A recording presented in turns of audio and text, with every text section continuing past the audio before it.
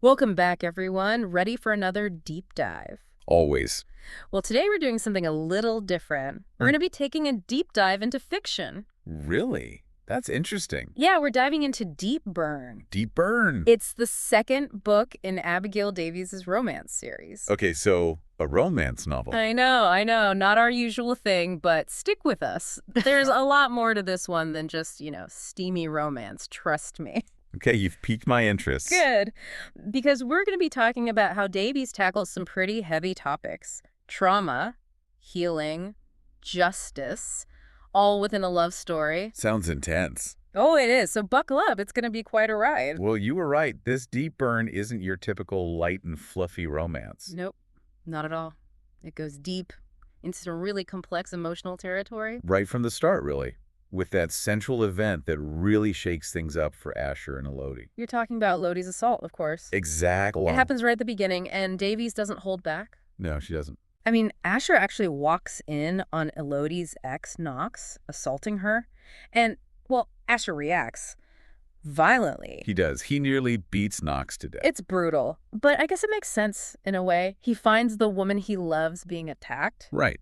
And while it seems like, the classic knight in shining armor kind of thing at first. You think there's more to it? Oh, definitely. Mm-hmm. Because this one act, it triggers all these consequences that force both Elodie and Asher to face some pretty harsh truths about themselves and about the world. Okay, so let's break this down. Let's talk about those consequences. Sure. First, we have Asher's arrest. Right. He ends up spending days in jail. And it's in those moments, alone in that cell, that we start to see what's really going on with Asher. All that emotional turmoil underneath that tough exterior. He was that phone call with his dad. Yes. Where he confesses what happened. You can just feel the weight of that conversation. Oh, absolutely. But I think what's so fascinating about that scene is what it reveals about Asher, his loyalty to his family. He's always been a man of action, used to solving problems with his fists. But here, in this moment, he's vulnerable.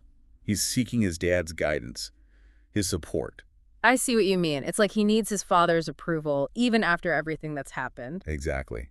And it also gives us a glimpse of the guilt he's carrying, not just for what he did to Knox, but for not protecting Elodie in the first place. That makes sense. I mean, he walked in on the assault, so he probably feels like he failed her somehow. That's exact. So Asher's dealing with all of that while Elodie is struggling with the immediate trauma of the assault. I mean, the scene where she's in the back of that police car. Oh, that one was rough. It's heartbreaking. You can feel her complete overwhelm. It's visceral. She's physically ill. Davies is so good at portraying the rawness of trauma, how it hits you, not just mentally, but physically too. And Elodie throwing up. It says so much about the violation she experienced. It's like her body's rejecting what happened. I agree. But thankfully, she has Officer Jeanette. Yes. Jeanette, she was amazing. She's such a compassionate presence in that scene, so sensitive. Such a contrast to the harsh reality of what just happened. And it's those small acts of kindness that she offers Elodie, like giving her the blanket and comforting words that really make a difference. Right. It's like those small gestures become lifelines for Elodie. In the midst of all that chaos, she's reminded that there's still good in the world. Even after experiencing something so horrific. But even with that support, Elodie still has a huge decision to make. Oh, yeah, a tough one. Whether or not to have a rape kit done. It's a difficult choice for any survivor. Absolutely. And Davies doesn't shy away from showing us how much Elodie is struggling with it. The internal conflict is palpable. It really highlights the complexities of being a survivor. Elodie's exhausted. She's traumatized. She just wants to shut down, disappear. Can you blame her? Not at all. But then there's this thought that keeps her going, helping Asher. By making sure his case against Knox is strong. Yes. And that's ultimately what motivates her to go through with it. It's for him. So we've got Asher wrestling with the consequences of his actions, Elodie trying to process the trauma of what happened. And on top of all that, a complicated romance is developing between them. Talk about intense. Right. And that intensity plays out beautifully in their interactions. Yeah. Like that scene at the lake house where they're trying to have this intimate moment. But Elodie is clearly battling those flashbacks and her anxiety. Yeah, it's a reminder that trauma doesn't just vanish. It lingers. It can affect even the most loving relationships. And then there's that dream sequence. Oh, man. That one got to me. Where Elodie is reliving the assault and Asher's desperately trying to comfort her. You can feel their emotions so strongly. Asher's helplessness, Elodie's terror, It's raw. Yeah. And it's such a stark reminder that healing isn't linear. Not at all. It's a process. Good. Ups and downs. And sometimes those moments where you relive the trauma, they can be incredibly intense, debilitating even. But what's important is that Asher is there for her, offering support, safety, as she goes through those dark moments. Exactly. He's her anchor. But it takes a while for Elodie to really open up to him about the assault. It's not until they're out on the boat that she finally finds the courage to tell him everything. It's a pivotal moment. It is. She describes the pain as a soul-deep burn, which of course ties in perfectly with the book's title. It does. And that phrase, soul deep burn, becomes this powerful symbol, not just of Elodie's trauma, but of the intensity of her feelings for Asher, too. So their connection has the potential to be healing. And transformative. It feels like they might finally be finding their footing when a whole new level of complication arrives. Asher's family. The Eastons. Thanksgiving at the lake house. And let me tell you, the Eastons are a force of nature. They really are. So what do you make of their arrival? I think it brings this whole new dynamic to the story. I mean, they're this incredibly close-knit family, and they kind of descend upon the lake house with this warmth, chaos, this whirlwind of love and support. And how does Elodie react to all of that? Well, she's used to a very different kind of family life, one filled with isolation and instability. So being suddenly thrown into this warm but chaotic family dynamic, it's both intriguing and overwhelming for her. I bet. It's like she's drawn to their warmth, but at the same time, she's terrified of being hurt again. Which makes sense given what she's just gone through. Exactly. Yeah. But there's this one scene, a quiet moment between Asher's mom and Belle, his sister. They're talking about their scars. Both physical and emotional. Right.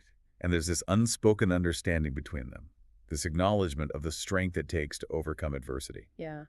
What did you make of that scene? I thought it was really significant. Me too. I think it subtly reinforces that theme of resilience that runs throughout the whole book. The Eastons have this history of facing challenges head-on, together, as a family. So it's like a message for Elodie. Exactly. Showing her that being vulnerable isn't a weakness, it's a shared human experience. Yeah. And finding strength in those shared experiences. That's what can lead to healing. And then, of course, there's Jax. Oh, yeah. Jax arrives at the lake house full of swagger and that fierce protectiveness he has. Always ready to defend those he cares about. Absolutely. And his presence adds another layer of complexity to the story. I mean, he's this tough motorcycle club member. But his concern for Elodie, it's completely genuine. I mean, remember when he tells Elodie that he'll take care of Knox if the justice system doesn't? Chilling. It sent shivers down my spine.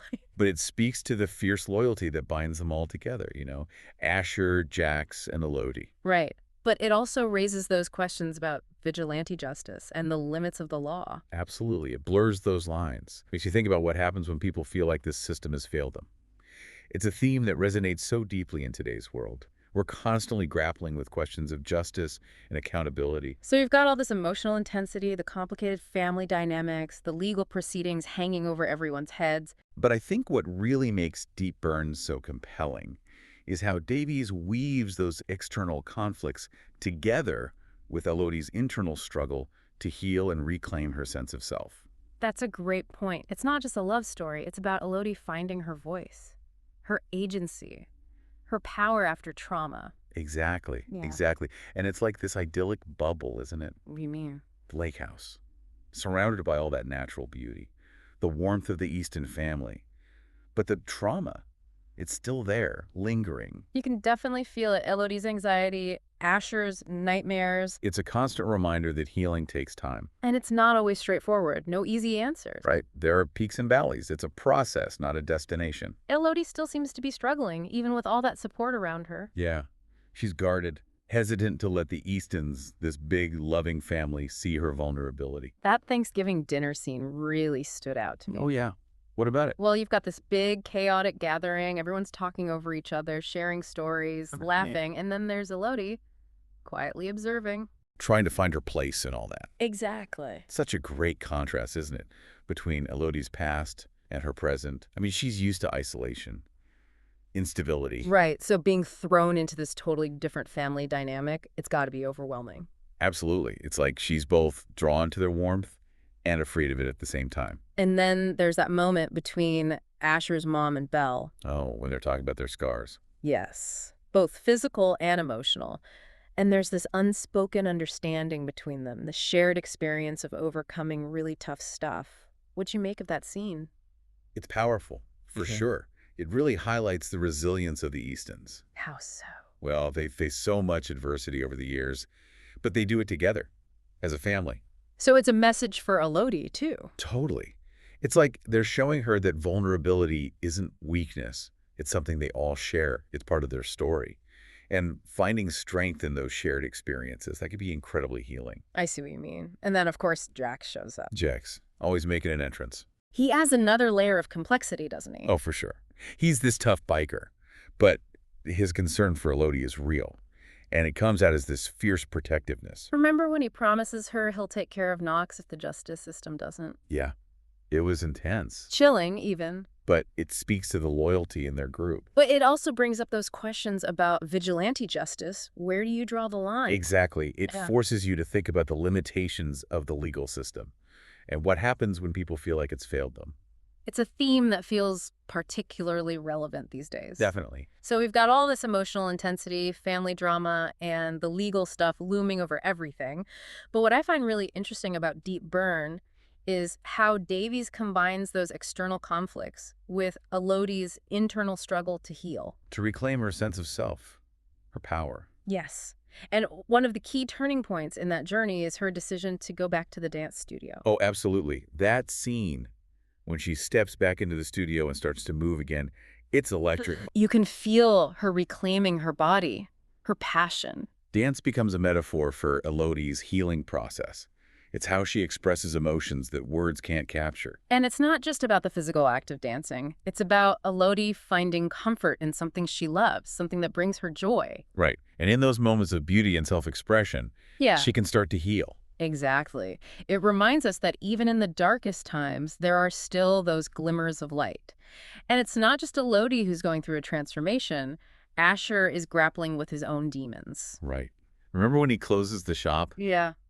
And blocks off the entrance to Elodie's old apartment. It felt so symbolic. It was. It's like he's trying to physically shut out those painful memories. Create a safe space for them to heal. Move forward. And it's a way for him to deal with his own guilt, too. Because he wasn't there to protect Elodie when she needed him. Exactly. That weighs heavily on him. I see a parallel between Asher blocking off the apartment and Elodie going back to the dance studio. Oh, how so? Well, they're both taking steps, physically and symbolically, to reclaim their space, their lives. That's a great point. They're actively participating in their own healing, each in their own way. And as they do that, their relationship changes too.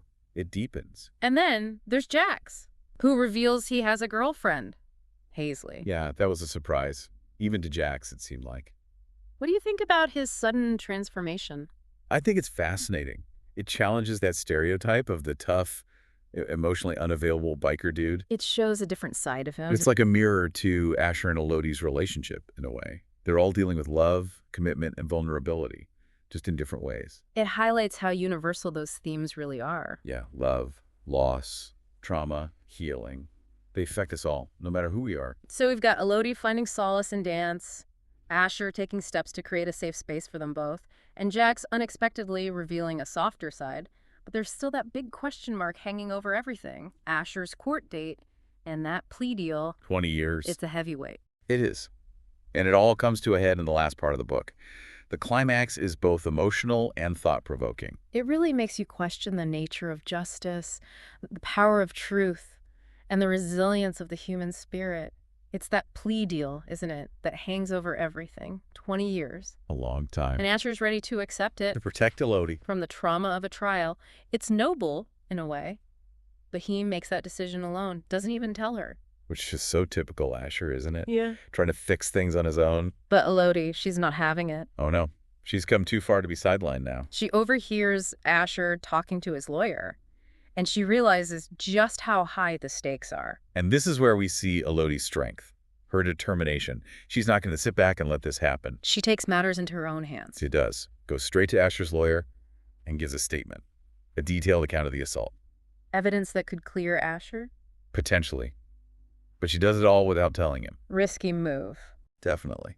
But it shows how much Elodie has grown. She's reclaiming her agency, fighting for what she believes in. And for Asher, For both of them, really. it's a turning point. Absolutely. It's not just about helping Asher. It's about Elodie taking control, refusing to be silenced, demanding justice. Speaking her truth. Exactly. And it's a message for all survivors, really. You don't have to be silent. Your voice matters. And then there's that courtroom scene. Oh, man. That one was intense. So much tension. Knox's lawyer tries to discredit Elodie. The classic tactic, painting her as unreliable, suggesting the assault was consensual. It's infuriating. But sadly, it happens all the time in real life. The victim blaming, the skepticism survivors face. It's like they have to relive their trauma all over again. Right. And defend their character. In a system that often feels stacked against them. But Elodie stands her ground. She doesn't back down. Her voice is strong, clear. She tells her story. And she uses the evidence from the rape kit. To her advantage.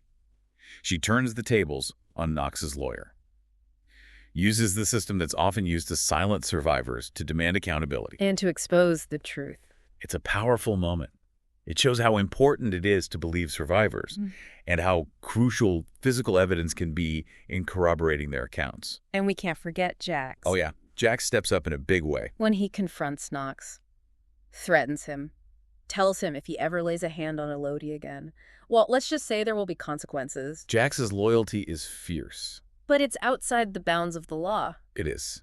Which raises those questions again about the limits of legal justice and what people are willing to do when they feel like the system has failed. So much to think about. And then, after all that drama, all that emotional upheaval, we get a glimpse into the future. Years later, The epilogue. Asher and Elodie are married. They have a daughter, Lilac. And Elodie's teaching dance. The happy ending we were all rooting for. It's more than just a happy ending, though, isn't it? It is. It's a testament to the resilience of the human spirit. Love can thrive, even after trauma. And you can use your pain to empower others. Like Elodie becoming a dance teacher. Exactly. It's a full circle moment. Dance was once her escape, her joy. Now it's how she reclaims her power and helps others find their voice. It speaks to the healing power of art, of human connection. Absolutely. But even though there's this sense of closure, of hope, Davies reminds us that healing from trauma is a journey. Right. Elodie's still working through her past. She's going to therapy. It's an important reminder that trauma doesn't just disappear.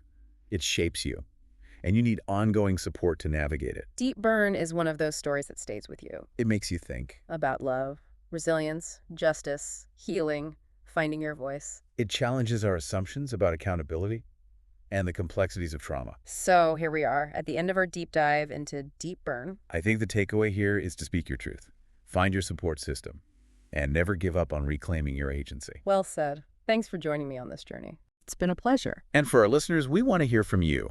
What resonated with you most in Deep Burn? What surprised you? Let's keep the conversation going. Until next time. Happy reading, everyone!